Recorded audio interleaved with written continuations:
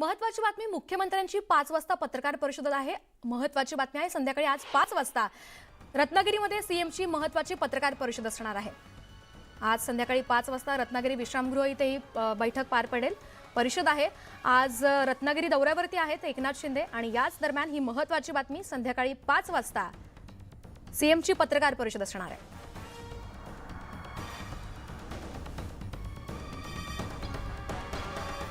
मुख्यमंत्री एकनाथ शिंदे आज रत्नागिरी जिल्ह्याच्या दौऱ्यावरती आहेत। या दौऱ्यात ते रत्नागिरीतील विविध 700 कोटी रुपयांच्या विकास कामांचं लोकार्पण आणि भूमिपूजन करणार आहेत। त्याचबरोबर रत्नागिरी आणि सिंधुदुर्ग जिल्ह्यांच्या विविध विकास कामांचा सुद्धा मुख्यमंत्री एकनाथ शिंदे सोबतच जिल्ह्याच्या जिल्हाधिकाऱ्यांच्या उपस्थितीत बैठका होणार आहेत।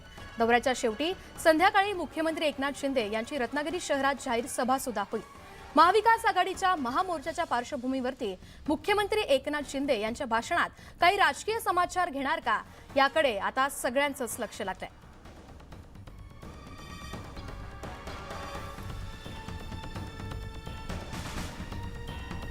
तर मुख्यमंत्री एकनाथ शिंदे रत्नागिरी दौऱ्यावरती आहेत आणि आज जाहीर सभा होणार आहे।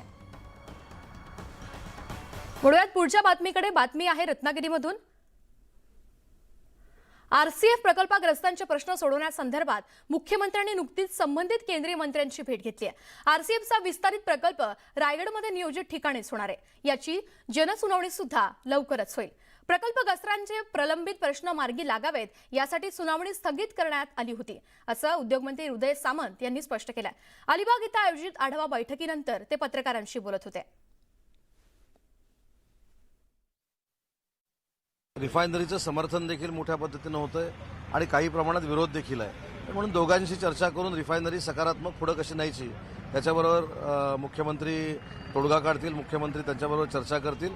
परंतु आज चर्चा होईल असं मला वाटत नाही, कारण विविध कार्यक्रम आहेत, विविध लोकार्पण सोहळे आहेत। परंतु दोन्ही घटकांशी चर्चा केल्याशिवाय आम्ही पुढे जाणार नाही, हे पूर्वीच आम्ही सांगितलेलं आहे।